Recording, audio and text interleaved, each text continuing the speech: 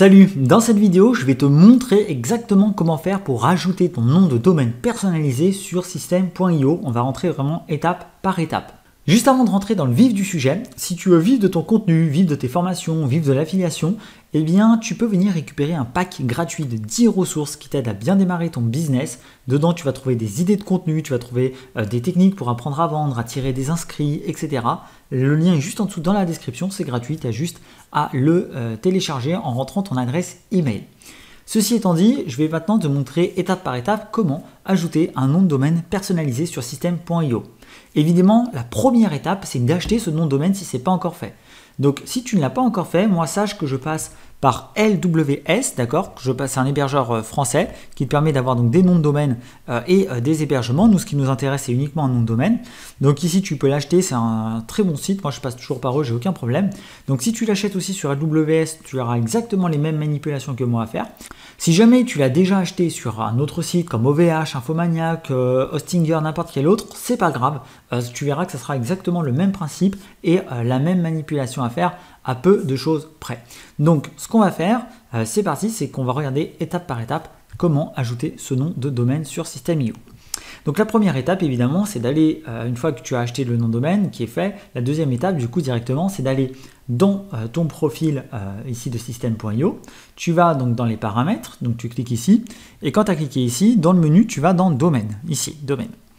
Toi, normalement, tu devrais avoir que le truc de base que t'offre Systeme.io, un domaine avec .systeme.io à la fin. Et donc, forcément, tu voudrais passer à un truc plus professionnel avec un nom de domaine personnalisé. Donc, pour faire ça, tu vas cliquer ici sur « Ajouter un domaine ». Quand tu cliques sur « Ajouter un domaine », eh bien, tu vas tout simplement pouvoir rentrer le nom de ton domaine. Et ensuite, quand tu vas rentrer le nom de ton domaine, il va t'afficher des instructions. Et les instructions que tu devrais voir sous les yeux ressemblent à ça. Tu devrais avoir ici le nom de ton domaine, CNAME et un truc un petit peu barbare. Et ici, deux trucs un petit peu barbares avec CNAME au milieu. Si tu as ça, c'est parfait. C'est justement en fait ce que ça veut dire. C'est simplement qu'on va aller changer notre zone DNS, c'est-à-dire qu'on va dire en gros à notre site, viens pointer sur Systeme.io. C'est ça qu'on va lui dire tout simplement. On veut que notre site aille pointer sur Systeme.io. Et donc, on va le configurer au sein de notre hébergeur. Donc moi, ce que je vais faire, c'est que je vais me connecter, donc je me suis connecté sur mon hébergeur LWS. Donc là, si toi, tu as acheté ton nom de domaine LWS, tu peux te connecter sur ton compte LWS. Et donc, une fois que tu es connecté à ton compte, accéder à ce tableau de bord, ici. Donc, un tableau de bord qui ressemble à ça. Si tu n'es pas chez LWS, il faut que tu te connectes sur l'hébergeur chez qui tu as acheté ton nom de domaine. Donc, c'est peut-être OVH, c'est peut-être Infomaniac ou autre. Et que tu te connectes et que tu accèdes au tableau de bord également de ton hébergeur. Mais tous les tableaux de bord, globalement, chez tous les hébergeurs se ressemblent et ils ont tous la fonctionnalité qui nous intéresse ici, qui est en fait la fonctionnalité zone DNS. Donc tous les hébergeurs, normalement, tu auras quelque chose qui va s'appeler DNS, zone DNS, en fonction de comment chacun les appelle. Mais c'est ça qui nous intéresse. Donc pas serveur, mais bien en zone. On va cliquer dessus. Et on arrive un petit peu sur ce tableau barbare. Il ne faut pas prendre peur, c'est simplement une configuration pour ton site, d'accord? Et nous, on va venir simplement modifier cette configuration pour venir ajouter ce qu'on a ici. Donc, on voit que le premier truc à ajouter, c'est ici, on voit qu'il y a marqué le nom de notre site, CNAME et un truc barbare. En fait, le nom de notre site ici, ça correspond à une entrée qui est déjà créée, normalement, sur tous les hébergeurs. Donc, que ce soit sur AWS ou sur ton hébergeur à toi, tu devrais déjà avoir cette entrée. C'est l'entrée www. Donc, il faut que tu ailles chercher là, www. Tu vois qu'à côté, il y a déjà marqué CNAME. Normalement, tu as déjà CNAME. Donc, ça veut dire qu'en fait, la première entrée est déjà créée. Et en fait, ici, par contre, tu devrais avoir quelque chose d'autre. Tu ne devrais pas encore avoir cette truc barbare, cet intitulé barbare. Tu devrais avoir soit rien, soit un slash, soit quelque chose d'écrit autre. D'accord? Et en fait, ça va être à nous de venir le modifier. Donc, tout ce que tu as à faire, c'est de venir donc, le modifier, ici, et venir coller cette instruction. Donc, tu ne prends pas le point, tu prends vraiment juste ça. Tu copies, et tu viens, hop, le coller ici. Et tu sauvegardes.